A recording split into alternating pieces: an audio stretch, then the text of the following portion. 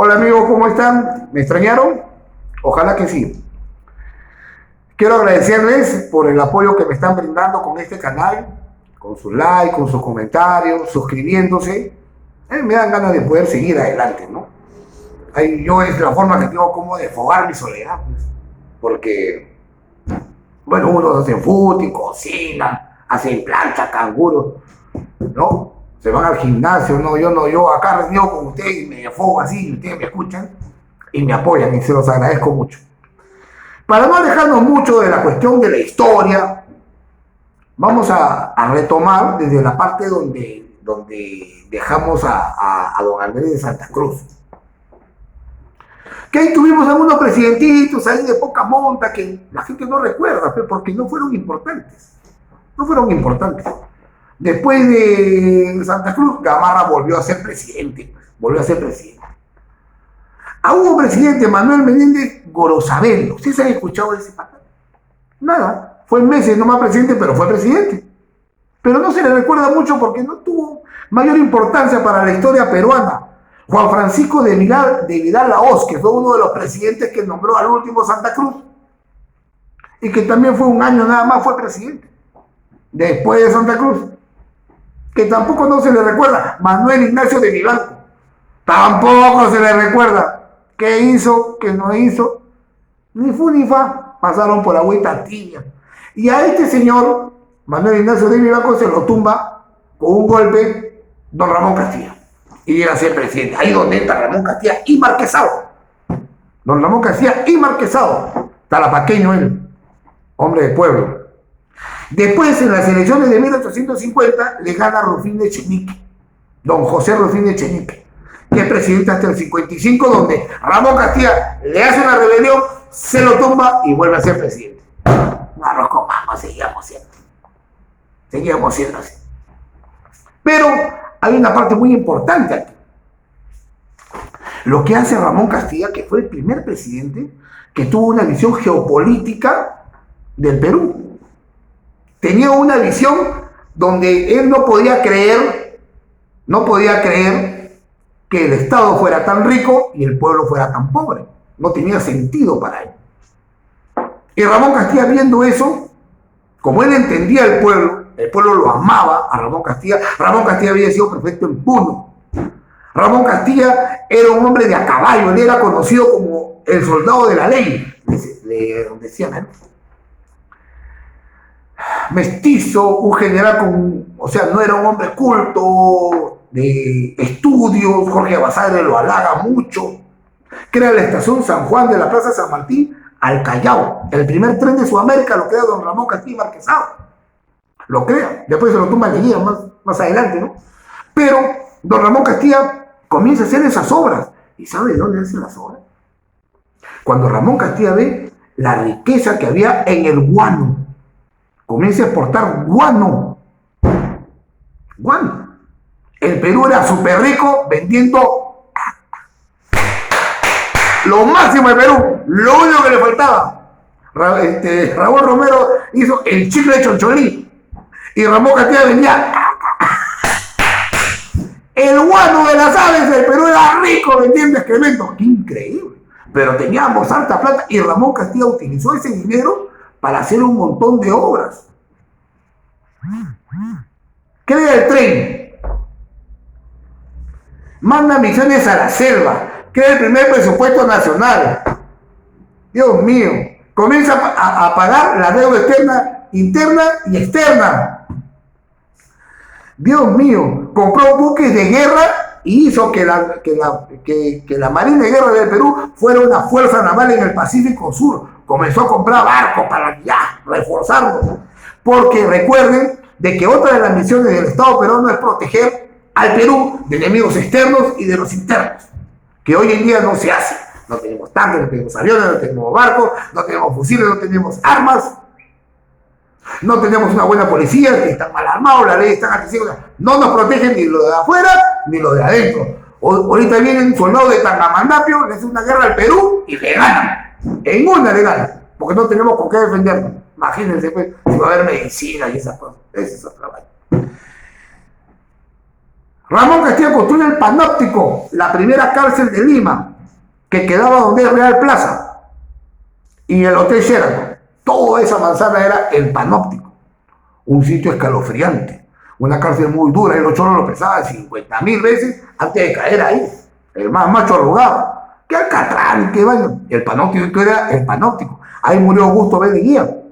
Lo encarceló en 1930 Sánchez Cerro, y lo mandó poner en la peor celda del Panóptico.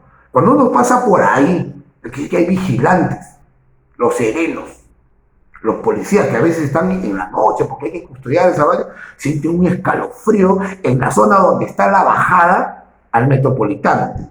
Saliendo por la mitad de Real Plaza hay una bajada para el Metropolitano y hay un café muy conocido ahí. Y cuando la gente está ahí en la noche, sobre todo, siente un escalofrío, pero muy fuerte. Es porque en ese lado, exactamente donde está ese café tan famoso que les digo, quedaba el muro de las ejecuciones de los condenados a muerte. Ahí lo fusilaban. Exactamente donde está ese café, ahí quedaba el muro. Era de terror. Los choros la pensaban. Y Ricardo Palma formó parte mía. ¿Cómo Ricardo Palma, siendo un hombre ilustrado, apoya a don Ramón Castilla? Ramón Castilla lo llama al tío Richie. Lo llama a don Ricardo Palma y a don Manuel Atanasio Fuentes, que eran muy inteligentes, eran muy ilustrados para hacer un gabinete de lujo. Don Ricardo Palma, recuerden ustedes que San Martín, don José de San Martín crea la Biblioteca Nacional y Ricardo Palma la repotenció. Después los chilenos la saquearon, bueno, se llevaron todo, pero es un capítulo especial durante la guerra con Chile que ya les voy a contar. Y don Manuel Atanasio Fuentes también era un tipo, pues, un erudito. Ellos pensaban, ellos craneaban cómo hacer un mejor país, un mejor Perú, basado en la riqueza del guano, para apoyar a la población, para que la gente tuviera, pues, tuviera lo suyo.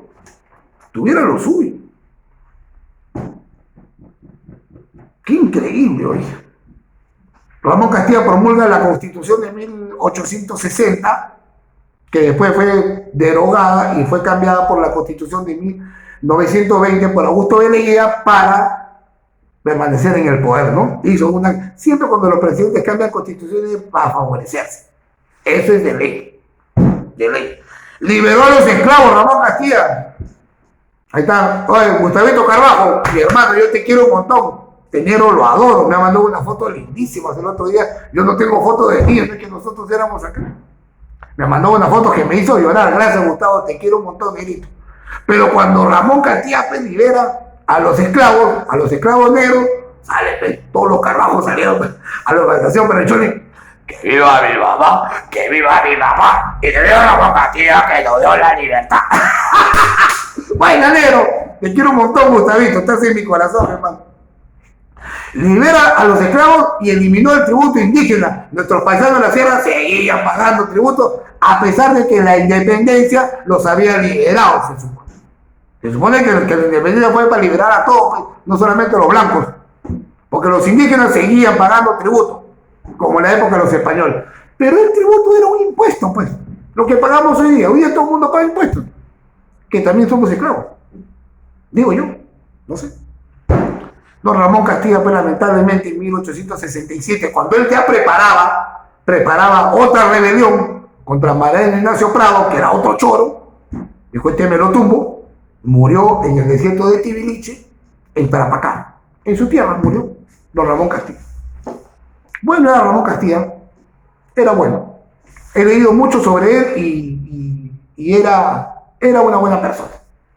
Era una buena persona, era un hombre, era un buen militar, un buen estratega y sobre todo que era valiente, pues, Ramón Castilla.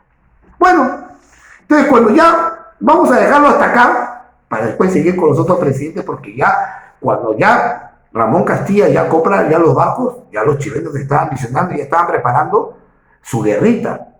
Y si no fuera porque el Perú, con Ramón Castilla, él agarra y hizo una repotenciación de la Fuerza Armada, en esa época que era la Marina y el Ejército nada más, la guerra del año 66, 1866, con España se hubiera perdido. Gracias a Ramón Castilla no pasó eso. Ya no querían más guerra, pues teníamos todo esto. Guerra, guerra, guerra, por los españoles querían recuperar su tierra y tanta vaina. Ya pues, seguíamos. Pero vamos a volver un poquito más atrás con don Rufino Echenique, que lo dejamos ahí. Le dije, vamos a ver por qué él se hizo una. El 14 de abril de 1852, don José Rufino Echenique crea el Cuerpo de Infantería y Gendarmería. Un cuerpo, el primer cuerpo policial. Juntó serenos, vigilantes, guardianes de todo el Perú, los unificó y creó el Cuerpo de Infantería de Gendarmería, que estaba bajo el mando de oficiales del ejército, que muchos de ellos cambiaron su despacho de oficiales del ejército por el de oficiales gendarmes. Se identificaron con la gendarmería. Hemos tenido muchos oficiales del ejército en la historia policial que han cambiado su despacho, que se han identificado con el elemento policial. Buenos, ¿ya? Entonces, así estuvimos por 67 años. Digo estuvimos porque yo pertenezco aún a ese cuerpo de gendarmería que se llama hasta hoy el Regimiento o la Guardia Republicana del Perú. Así estuvimos por 67 años. Y el cuerpo de gendarmería fue el primer cuerpo policial en dar un golpe de Estado. El 4 de julio de 1919, la gendarmería apoya el golpe de Estado que da Augusto B. Leguía.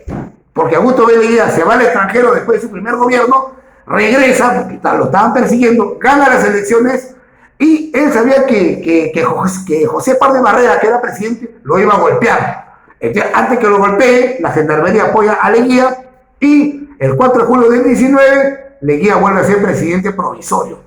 El 28 de julio juramenta y en agradecimiento al apoyo de la gendarmería, el 7 de agosto de 1919, el presidente don Augusto Bernardino Leguía y Salcedo le cambia el nombre al mismo cuerpo por el de Regimiento Guardia Republicana del Perú. Lo máximo, el tío Leguía. Entonces, queda el Regimiento Guardia Republicana y un periódico famoso de la época saca un encabezado en los periódicos. Así decía: Guardia Republicana, un nuevo regimiento o la Guardia Pretoriana del presidente Leguía. Después de eso, como era un periódico famoso y todo el mundo lo leía, casi todo el Perú comenzó a llamar a la Guardia Republicana por el apelativo de romanos.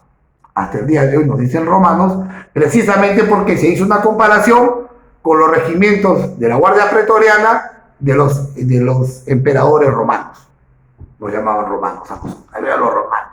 Aparte que Augusto B. Leguía ya tenía una relación de amistad, le gustaba los gendarmes. Recuerden usted que en su primer gobierno, en 1909, el hermano don Carlos Piérola y sus hijos Amadeo e Isaías lo sacan a Augusto B. Leguía para que firme su renuncia, lo llevan a la plaza de la Inquisición, que quedaba donde está el Congreso, donde estaba Simón Bolívar, su estatua, para que firme, y llega el alférez Enrique Gómez con un piquete de la gendarmería, mata a todo el mundo y rescatan al presidente Leguía y a su ministro Villarán. Desde ahí ya había una relación entre Leguía con la gendarmería y crea el cuerpo de la Guardia Republicana del Perú, que después ya en 1987, con la unificación policial del doctor don Alan García, metió la pata, unificó a la policía y esas son las consecuencias que vemos ahora. La Guardia Republicana era una institución militar policial. Hacía ambas funciones, porque nuestro armamento y nuestras funciones se relacionaban con la seguridad interna y con la seguridad externa. Nosotros podíamos apoyar cualquier cosa. Nuestro lema: honor, lealtad y disciplina. Nuestro color: el azul eléctrico. Nuestro patrono: el Señor crucificado del RIMAC. Tuvimos dos cuarteles. Después que Leguía ya sale y era presidente Sánchez Cerro, ¿qué pasa? Que el ejército intenta golpear a la Guardia Republicana, intenta desactivarla. Nosotros consideramos a don Miguel Sánchez Cerro, presidente de la República, como el padre renacentista de la Guardia Republicana, porque él reintegra la Guardia Republicana que estaba en ese tiempo en el cuartel Sacramento de Santana, en los Barrios Altos, y nos dieron el cuartel de la Quinta Presa en el Rímac.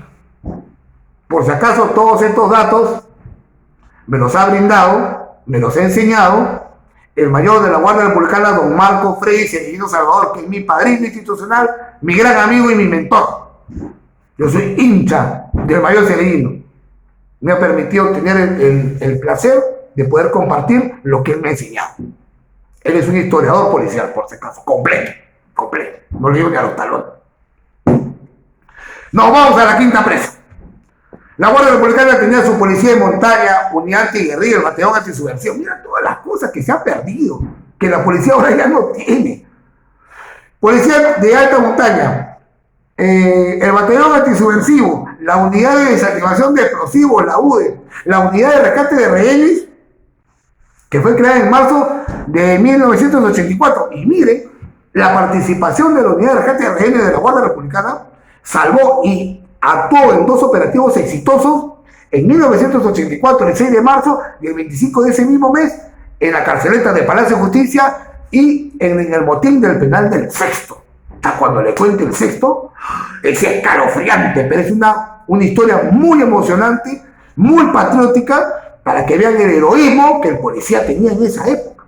Esos operativos comandados precisamente por el mayor Marco Frey Cereñino Salvador de la Guardia Republicana, que ya se conocían entre el mayor Cereñino y Pilatos. Ya se habían enfrentado, se habían encontrado en la carceleta de Palacio de Justicia en el primer motín que hizo Pilatos. Y Pilatos sabía que en el Sexto iba a entrar Cereñino y se iban a encontrar de nuevo. Esa historia se la voy a contar, pero no por lo que contaron los periodistas afuera, contaron tomando fotos, no, se lo voy a contar por la gente que estuvo adentro. Tampoco lo que la doctora Coloma cuenta en su libro, muy lindo libro, se lo recomiendo mucho, los que lo puedan conseguir, Rehenes en el Infierno, léanlo. Ella cuenta de su perspectiva de donde estaban secuestrados, pero hubo una parte, la parte de la preparación del operativo, cómo se ejecutó y sus consecuencias posteriores. ¿Ya? Eso va a ser, pero de película. La Guardia Republicana tuvo el primer director general de la Policía Nacional, 2 congresistas, tuvo ministros del Interior, la Guardia Republicana. ¿Ah? Nuestros generales Octavio Salazar y don Miguel Hidalgo Medina.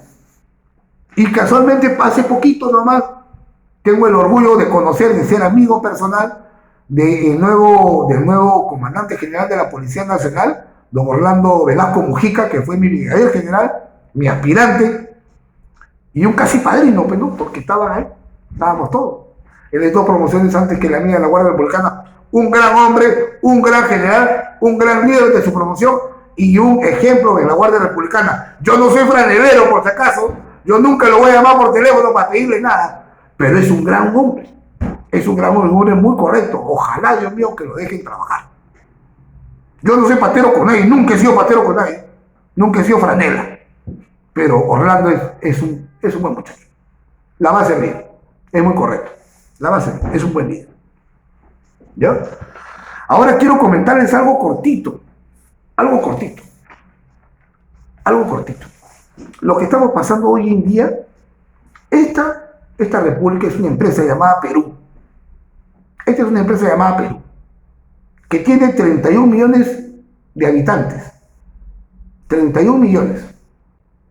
¿Por qué les quiero contar esto? Para que ustedes vean la relación entre los presidentes de antes y los presidentes de hoy en día, y para que vean que las cosas no han cambiado. No han cambiado. Ignorancia, corrupción, mentiras. ¿Sabían ustedes que aquí en el Perú es un derecho mentir? En los Estados Unidos hay el delito de perjuria. Perjuria tiene una pena muy alta, pero aquí en el Perú está permitido mentir, prometer y no cumplir. En esta empresa llamada Perú, nosotros, los empleados, buscamos cada 5 años un administrador que le pagamos nosotros. No es un dios. También tiene hambre, frío, sed, duerme, va al baño y muere, como todos nosotros los mortales.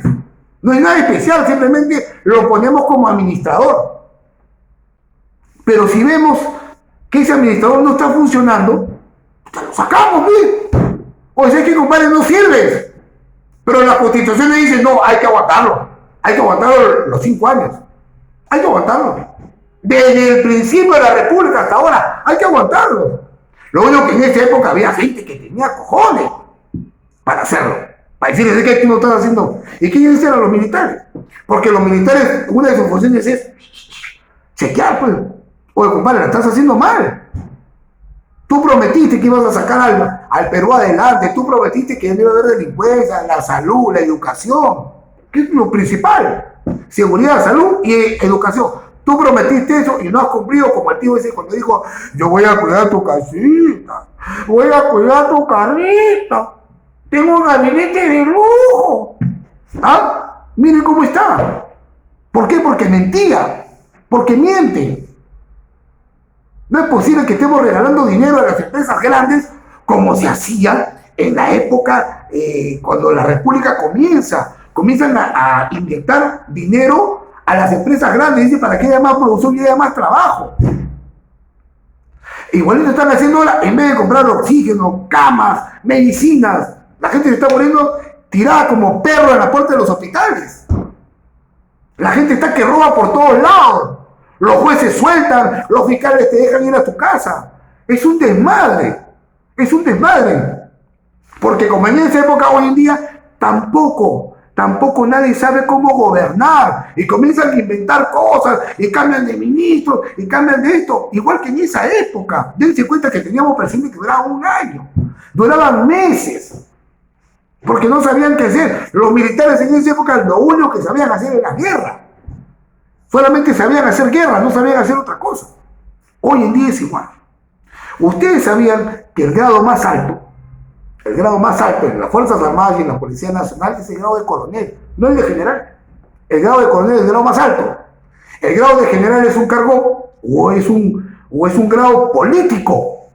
Político. Donde los políticos tienen que ayudarte para que tú seas general. Pero con condiciones. Porque antes, como los militares te golpeaban, eso decían.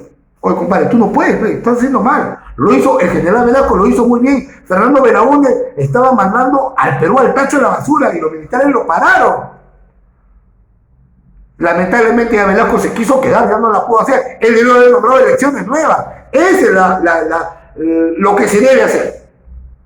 Te paro porque no sirve y nombra otro administrador y que el pueblo lo elija.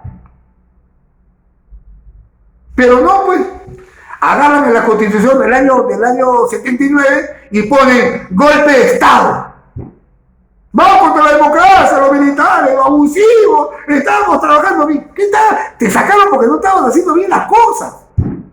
Entonces crean el jefe supremo de las Fuerzas Armadas y de la Policía Nacional, es el presidente de la República. Y si yo tengo aquí en mis manos a los que comandan a la policía y a las Fuerzas Armadas, entonces yo puedo hacer lo que me dé la gana. El que tiene el ejército acá, tiene el poder. Que los militares ya no se meten, pues. Porque dicen, si tú te metes, te voto. A un oficial que tiene 35 años de servicio. La gente no cree, pero el policía se pasa sus 4 años en la escuela. Después tiene que estudiar, hacer maestría, doctorados y seguir estudiando, ir a la universidad para seguir ascendiendo. Y llegas hasta lo más alto porque tú quieres ser general, pues. Tú no has entrado para quedarte como yo en la mitad. Tú has entrado para ser general. Entonces, cuando vas a llegar ahí, viene un político que falsifica documentos para ser congresista. Todos sabemos eso. Que no tienen estudios ni siquiera secundarios. Y te dices, es que mírame bonito. Porque ahorita con toda mi bancada te hago votar. Te voto. Y te va a votar. Y un oficial que ha tenido 35 años. ¿Por qué? ¿Por qué tenemos miedo? ¿Por qué tenemos miedo de decir las cosas? Esta cuarentena, para que vean ustedes cómo es el Perú ahorita. Esta cuarentena. Todos los muertos, 200 muertos diarios que tenemos aquí en el Perú, ¿sabe cómo se pudieron evitar? Si el día que el capitán Cueva en Piura puso orden, ¿por qué él puso orden? Porque el video no lo pasaron completo. Ese niño había querido pelearse con unos policías, se enfrentó a los policías y llegó el ejército. Y la gente le tenía miedo al ejército hasta esos días. Decía, la Fuerza Armada te la cago, si te meten mano. Arranca, a ver el ejército. Y el capitán Cueva llega y agarra a estos mocosos, que no era solamente él, eran varios. No, que ahí estaba con su cara de Chavo del 8. Y le mete 3 cachetadas porque se lo merecía. Porque no habían garantías constitucionales. ¿Se habían suspendido o no? Cuando no hay garantías, pues, ciudadanos. El capitán lo pone en orden y un periodista le dice, qué abusivo lo que es así. Qué abusivo. No se puede permitir el abuso. ¡Qué barbaridad! ¡Ay, que salga él, pues! ¡Que salga él! Y que lo insulten en la calle. Porque vivimos en un país donde la gente odia a su Fuerza Armada y odia más a su policía.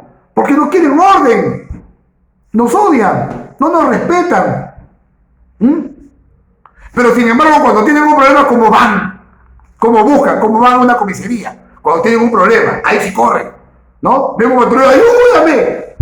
Pero cuando chocan con alguien de su familia que está haciendo algo malo, hay un abusivo, desgraciado, te tiran piedra, te meten cachetada. No es posible que un juez de alta, haya dicho, y eso está escrito hasta ahorita, con lo que pasó ahí en el aeropuerto, con esa mujer que le metió una cachetada a un policía de tránsito y le voló el casco, que ahorita es permitido. Tú puedes, a un policía puedes romperle el uniforme, puedes escupirlo, puedes insultarlo, puedes golpearlo, y eso no es un delito. Dios mío, ¿dónde? O sea, aquí estamos nosotros en la calle para que nos hagan metiendo cachetadas. Honor, lealtad y disciplina. El policía no entra para que yo no me voy a parar ahí, o gracias a Dios que estoy de baja, pues yo no me voy a parar ahí para que venga un mocoso a escupirme en la cara y yo lo reviento, pues. No lo reviento como policía, lo reviento como hombre, porque a mí me va a respetar. Si no le han enseñado a sus padres, se lo enseño yo. Pero el día que ese periodista hizo eso, se acabó la cuarentena. Ese día la gente comenzó a hacer lo que le da la gana. Ese día la gente vinieron las fiestas COVID, vinieron los tonos, vinieron los gatos, la gente salía. Hasta los venezolanos insultando a los policías. ¿Qué es esto? ¿Ah? ¿Dónde? Estoy renegando, ¿ah? Es rico. Me estoy enfocando porque estoy furioso. Pero sí, a ver que salga ese periodista pues a la calle. Que se pase todas las noches, que deje a su familia. ¿Cuántos policías están muertos? Enfermeras, médicos, militares. Porque es bien bonito. Y escúchenme bien. Hay mucha gente que no sabe esto. Pero yo se lo voy a decir ahorita para que le quede bien grabado. Hay gente que le sobra lengua para hablar de un policía. Pero le falta huevos para ser como nosotros. Ahí lo quiero ver, donde las papas queman. Al que le cayó el guante, no me importa, que se lo chante. Ya renegué. Dios mío, voy a tomar agüita.